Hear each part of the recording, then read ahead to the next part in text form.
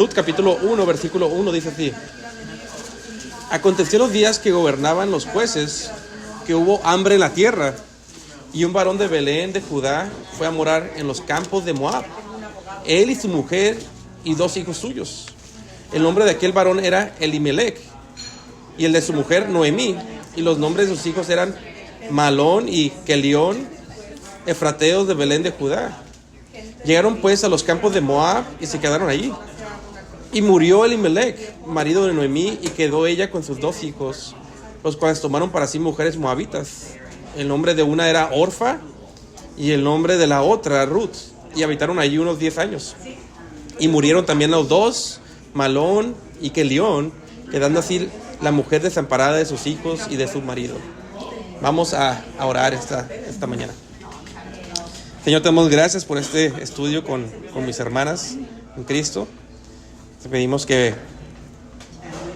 el Espíritu Santo nos abra los ojos para ver las maravillas de tu palabra y nos dé más fe, Señor, al considerar esta doctrina de la providencia de Dios que vemos tan claramente en el libro de Ruth. Bendice este devocional, este breve devocional, en el nombre de Jesús. Amén. El título de esto va a ser las... ¿Café sin nada?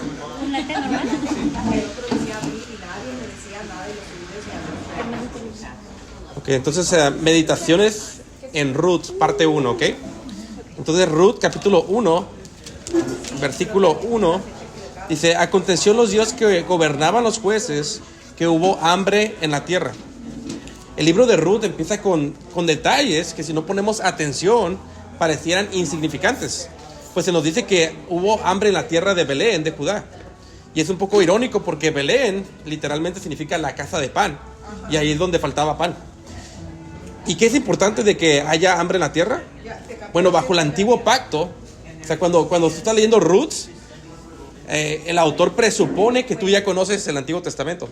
Pero bajo el antiguo pacto, cuando había hambre en la tierra es porque había desobediencia de Israel a Dios. Entonces Dios mandaba hambre como juicio. Era básicamente una manera de decirnos que había un desagrado de Dios en la nación por Israel, ¿no? Así es que en el escenario de Ruth se abre en tiempos de desobediencia de Israel y con las maldiciones del pacto. Incluso el simple hecho de que diga que esta historia sucedió, noten el versículo 1, dice: Aconteció en los días que gobernaban los jueces. Con el simple hecho de que diga eso es una mala indicación, porque el libro de Jueces termina así. Jueces 21-25 dice así: En estos días no había rey en Israel, cada uno hacía lo que bien le parecía. Y por eso vemos que es importante notar cada detalle de lo que estamos leyendo en la palabra de Dios, ¿no? Entonces el contexto es negativo. Le está yendo mal a Israel, probablemente por el desagrado de Dios, cuando la gente hacía lo que quería, y por eso había hambre en la tierra. Maldiciones bajo el viejo pacto, ¿verdad? Ahorita estamos en el nuevo pacto, es muy diferente al viejo pacto, pero en el viejo pacto así funcionaba. Versículo 1: Aconteció en los días que gobernaban los jueces, que hubo hambre en la tierra, y un varón de Belén de Judá fue a morar en los campos de Moab, él y su mujer y 2 hijos suyos. El segundo detalle, aparentemente insignificante, es que un hombre de Judá se va a Moab con su mujer y sus hijos. Y bueno, esto también es importante, porque ahí vemos en este versículo el esposo de Noemí. Si no saben quién es Noemí, ahorita vamos a ver, y sus 2 hijos. Pero esta acción de irse de Judá a Moab muestran que ellos estaban viviendo en desobediencia a Dios. ¿Cómo? Bueno, los israelitas tenían prohibido por Dios dejar su nación bajo el viejo pacto, dejar la tierra prometida. Ellos eran una nación santa y apartada para Dios. Y aquí vemos que estos hombres, cuando viene el hambre, en vez de buscar a Dios en arrepentimiento, porque algo estaba mal en sus vidas y en la nación, ellos se van de la tierra, no confiando en Dios, que algo que Dios les había explícitamente prohibido, lo hacen aquí. Así es que vemos un escenario de un esposo desobediente a Dios, y este esposo va viajando en contra de la voluntad de Dios hacia una tierra pagana para tratar de sobrevivir el hambre de Judá. Así es que la historia no se ve muy bien cuando abres el versículo 1 de Ruth, ¿verdad? Pero es en esta historia que vemos la providencia de Dios de dirigir la historia para la gloria de Dios y el bien de su pueblo. Noten el versículo 2. El nombre de aquel varón era Elimelech y el de su mujer Noemí. Y los nombres de sus hijos eran Malón y Kelión. Ahí tienen nombres para los próximos bebés. Efrateos de Belén de Judá llegaron pues a los campos de Moab y se quedaron allí. Y aquí es presentado el nombre del esposo, Noemí, es Elimelech, que significa Dios es mi rey. Y muchas veces las madres, ¿verdad?, ven lo mejor en sus hijos. Así que le puso Dios es mi rey a este esposo de Noemí, su madre. Pero era una contradicción su vida, su nombre. Porque su madre, ¿verdad?, creyendo que iba a ser un hombre piadoso, le puso Dios es mi rey a su nombre, pero él está viviendo en contra de la voluntad expresada de Dios, ¿verdad?, revelada de Dios. Porque no está confiando en Dios en la historia. Y los dos hijos, Malón y Kelión, tienen un nombre interesante. Uno se llama Malón, es enfermo, y Kelión es destrucción. Y es interesante porque después mueren en la historia. Y yo te tomo gracias. Y en este versículo, Noemí y sus dos hijos llegan y se establecen en Moab. Noten los versículos 3 y versículos 4. Dice versículo 3: y murió Elimelech, marido de Noemí, y quedó ella con sus dos hijos, los cuales tomaron para sí mujeres moabitas. El nombre de una era Orfa y el nombre de la otra Ruth, y habitaron allí unos 10 años. Ahora, luego la historia se pone peor, humanamente hablando. A esta mujer creyente, Noemí, se le muere su esposo Elimelech. Es decir, Noemí quedó viuda mientras está en la tierra que no es su tierra, Moab. Y noten cómo pasan los años en unos cuantos versículos. Pues el versículo 4 se nos dice que acaban de pasar 10 años. Y en realidad, del punto de vista humano, parece que no van bien las cosas. Y tampoco parece que Dios está obrando en la historia, ¿verdad? Y en el versículo 4, noten que se nos dice que los hijos de Noemí toman esposas en la tierra de Moab, quienes son Orfa, que significa terca, y Ruth, que significa amistad. Que por cierto, aunque aquí no dice explícitamente, esto era pecado tomar como creyentes esposas de una tierra pagana, al igual que lo es el nuevo pacto, ¿verdad? Casarte un creyente con alguien incrédulo, cuando ya eres creyente tú. Así es que la historia se pone más oscura cada vez aquí en Ruth. Noten el versículo 5. Y murieron también los dos, Malón y Kelión. O sea, murió... recuerden que los nombres significan enfermedad y destrucción. Así es que murió enfermedad y destrucción. Así le pusieron a sus hijos por alguna razón, quedando así la mujer desamparada de sus hijos y de su marido. En el versículo 5 se pone la historia más oscura. Pues Noemí, aparte de perder a su esposo en tierra de Moab, ahora se le mueren dos hijos. Y se nos dice que quedó desamparada Noemí, pues las viudas difícilmente podían valerse por sí mismas en estos tiempos. Y no solo es viuda, sino que ahora tiene a dos viudas que la acompañan, a sus nueras, Orfa y Noemí. Y la situación es desesperante y triste desde el punto de vista humano. Y este periodo de dificultad, sabemos que no fue algo breve, sino que duró por lo menos 10 años. Donde parecía al ojo humano, y aclaro, en el ojo humano, en la perspectiva humana, que Dios no estaba obrando en la vida de ellos, ¿verdad?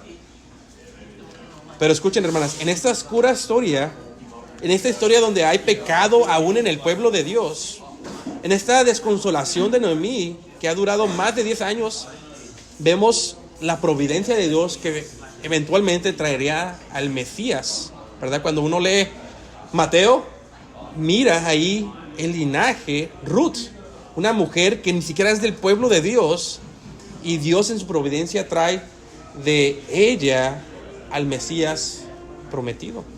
Y también en esta historia vemos cómo la providencia de Dios no solamente trae al Mesías eventualmente, sino que obra para el bien de su pueblo, a pesar de el pecado del pueblo, los sufrimientos del pueblo, la terquedad del pueblo, a pesar de que estas esposas tenían maridos desobedientes a la palabra.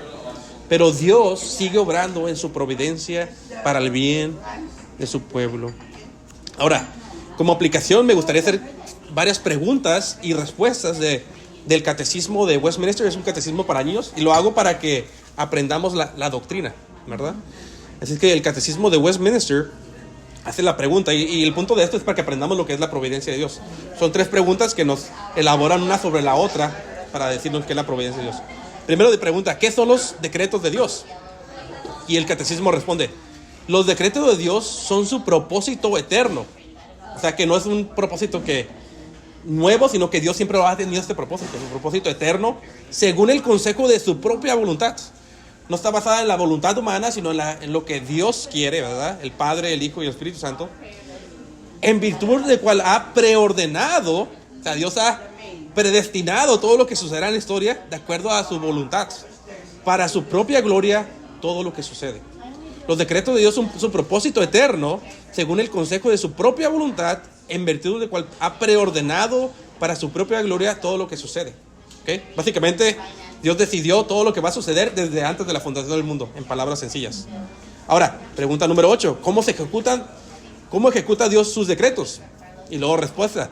Dios ejecuta sus decretos en las obras de la creación y providencia. En otras palabras, cuando creó al mundo, se ve su voluntad de crear un mundo, ¿verdad? Y su providencia. Y es la siguiente pregunta, pregunta número 11. ¿Cuáles son las obras de providencia de Dios? En otras palabras, ¿qué significa la providencia de Dios? Y dice, las obras de providencia de Dios son su muy santa, sabia y poderosa perseveración y gobierno de todas sus criaturas y todas las acciones de estas. En palabras sencillas, la providencia de Dios nos enseña que Dios gobierna y sustenta a sus criaturas, a todo lo creado y todas las acciones de ellos. Todo lo que sucede, todas sus acciones está en el plan preordenado de Dios, incluso el pecado sin Dios ser el autor del pecado.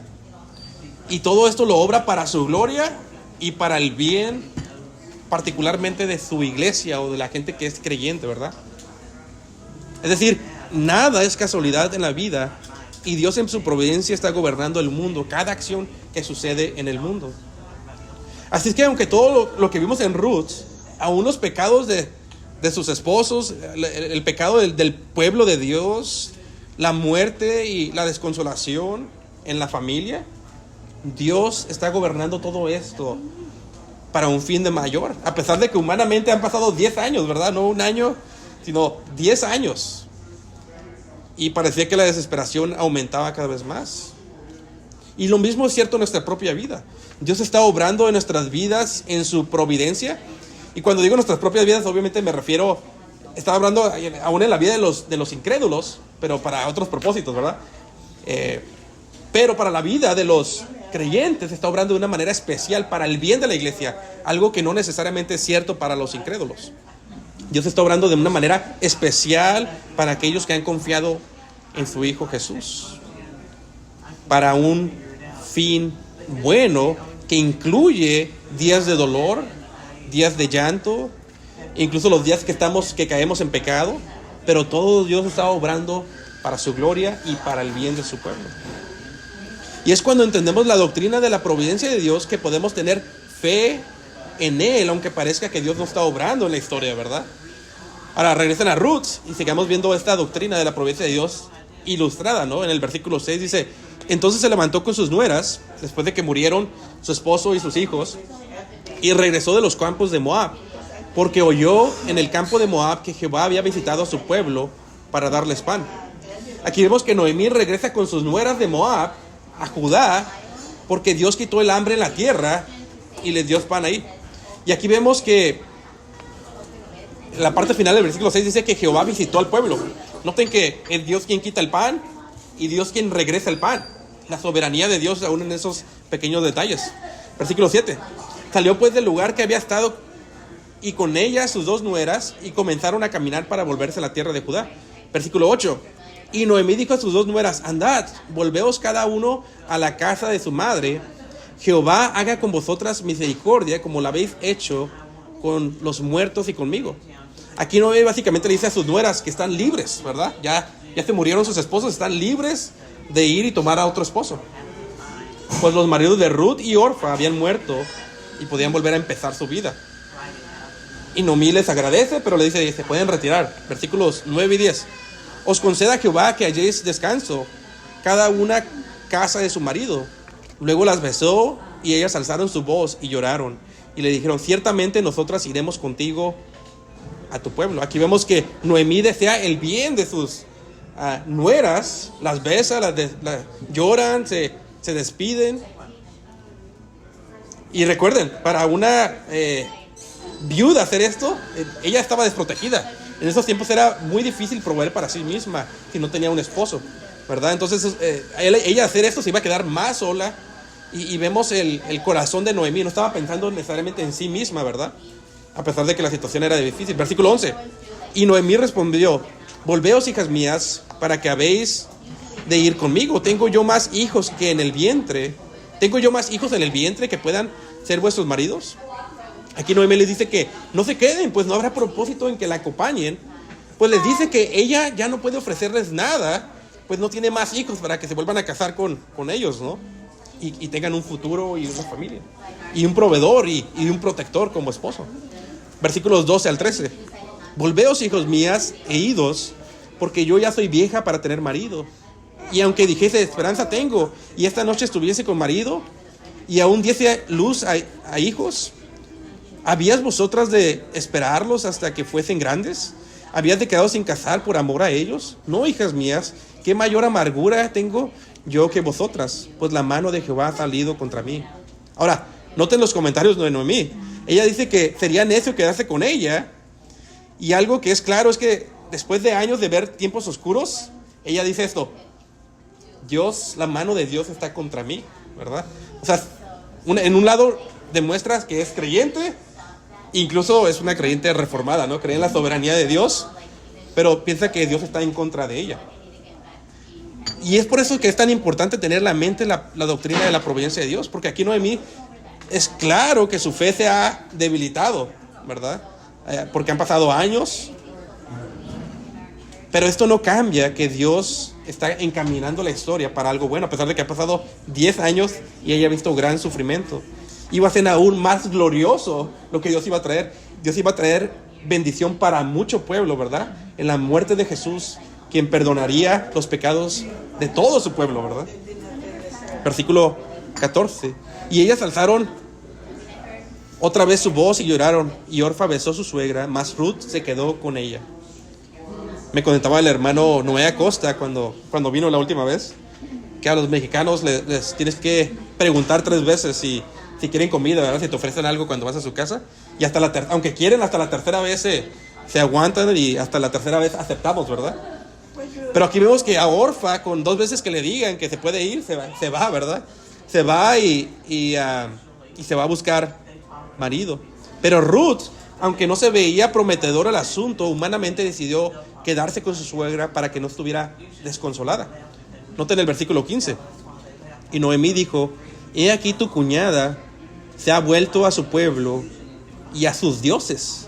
Vuélvete tú tras ella. Noten, aquí vemos que Noemí le insiste a Ruth que se retire como Orfa. Y noten que Orfa, siendo moabita y no siendo parte del pueblo de Dios, se va a sus dioses. En otras palabras, ella no era creyente, ¿verdad? Ella estaba lista para irse de regreso de donde salió, a los dioses paganos, en vez del Dios de Israel. Pero esto es una comparación y contraste entre una mujer que decidió no seguir al Dios de su marido, ¿verdad? Se regresó a sus dioses, y otra mujer que, a pesar de que era una extranjera, decide, noten el versículo 16, seguir al Dios de Israel. Noten el versículo 16. Respondió Ruth: no me ruegues que te deje y me aparte de ti, porque a donde quiera que tú fueres, iré yo, y donde quiera que vivieres, viviré. Tu pueblo será mi pueblo, y tu Dios, mi Dios. Una se fue a sus dioses con D chica, de los moabitas, pero aquí vemos a Ruth, dice: tu Dios, el Dios de Israel, el único Dios verdadero, el Dios soberano, quien obra en la providencia, ese va a ser mi Dios. Ella se ha convertido de los ídolos al Dios verdadero. Y escuchen, en la providencia de Dios, esta mujer pagana, que ni siquiera es parte del pueblo de Dios, incluso su descendencia en Génesis, ¿alguien sabe de dónde viene su descendencia? Su descendencia viene de la noche que pasaron en pecado Lot con sus 2 hijas. Entonces de ahí vienen los moabitas. Entonces viene de un trasfondo de pecado, y Dios va obrando aún en el pecado de de su pueblo, desde Lot, han pasado muchos años y siguen pasando los años y Dios siempre sigue trabajando de acuerdo a su plan, no nuevo, preordenado desde antes de la fundación del mundo. Y no es una providencia que nomás permite que las cosas sucedan. No, Dios está orquestando toda la historia. Sin ser el autor del pecado, es un gran misterio, y va obrando todo lo que los hombres desean para el mal, lo está obrando para el bien, para la gloria de Dios reflejada en el Mesías y su muerte en la cruz, para perdonar de pecados a todos aquellos que se arrepientan de su pecado, cambien de mente y pongan su fe solamente en Jesús, quien vino a vivir la vida perfecta que el hombre no puede vivir, ¿verdad? Ningún hombre puede vivir y cumplir la ley como él, sino que somos como los hombres de Moab, ¿verdad? Nos desviamos constantemente. Aún Abraham, el padre de fe, ¿no? Vemos que pecó muchas veces. Entonces no hay hombre justo en la tierra. Pero Dios ha proveído un Salvador y lo proveyó de una mujer que ni siquiera era parte de su pueblo, pero ordenado desde antes de la fundación del mundo, y tuvo en mente y orquestó y ordenó aún el pecado de su pueblo sin ser el autor del mal, y va a través de todas las familias y la historia de todo el mundo y la tierra y todos los pecados de todo el mundo y todas las acciones de todo el mundo, y va orquestando una historia que se consume o se centra más bien en la cruz del Calvario, ¿verdad? Y por eso es importante meditar en la providencia de Dios. Y por cierto, si alguien no ha creído, ¿verdad?, en este Mesías, los animo a contemplar a Jesús, ¿verdad?, quien puede perdonar el pecado, así como de una moabita que adoraba a dioses ajenos y paganos, que ni siquiera pertenece al pueblo de Dios, solamente pone su fe en Jesús, el hombre Dios, quien vino hace 2000 años y murió por los pecados de su pueblo y resucitó el tercer día, solamente por la fe, solamente por la gracia de Dios y solamente para la gloria de Dios. Versículos 17 y 18 dice las palabras de Ruth: donde tú murieres, moriré yo, y allí seré sepultada. Así me haga Jehová, y aún me añada, que solo la muerte hará separación entre nosotras dos.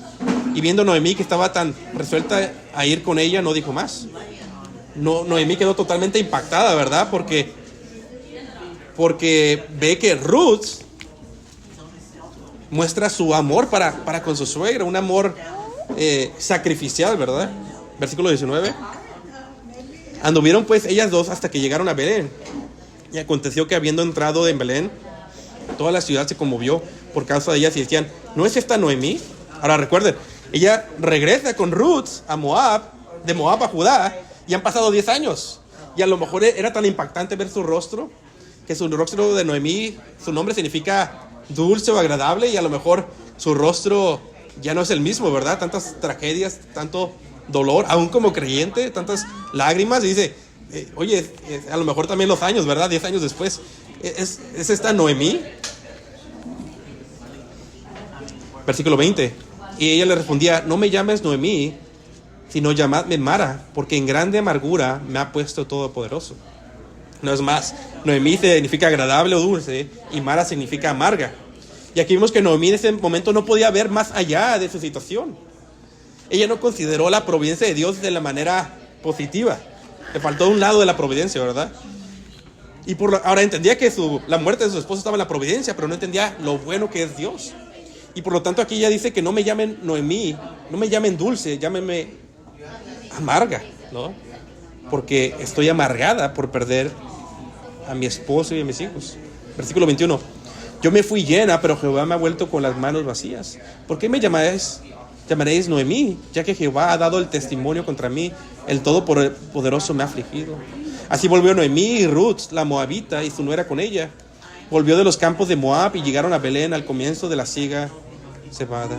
Y aquí es donde la historia de Ruth empieza a abrirse, ¿verdad? Y el Señor nos deja ver la escena de atrás y cómo está obrando en la vida del pueblo de Dios para traer a su gloria centrada en Jesucristo y para el bien de su pueblo.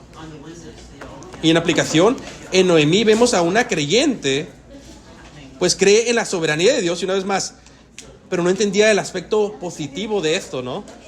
No entendía que Dios es bueno. Y que esta doctrina, en vez de decir, ¿verdad?, que Jehová me ha traído amargura, es cierto que Dios nos puede traer y Él es el que decreta el sufrimiento, ¿verdad? Pero para aquellos que son creyentes, no estoy hablando de los incrédulos, aquellos que son creyentes, todo lo que te pasa, aún el mayor sufrimiento, aún el pecado de tu esposo, aún el pecado de tus hijos, aún la muerte que te separa de aquellos seres queridos, aún esa amargura con la que puedes batallar incluso como creyente, Dios lo está obrando para el bien. Y no depende de ti, como no dependía de Noemí, ¿verdad? Noemí estaba amargada, dice, hey, llámeme Márgara, ¿no? Podemos confiar verdaderamente en un Dios quien ha decretado el principio y el fin antes de que sucedan las cosas. Ya decretado, no es algo que está inventando, es algo que decretó ya desde antes de la fundación del mundo.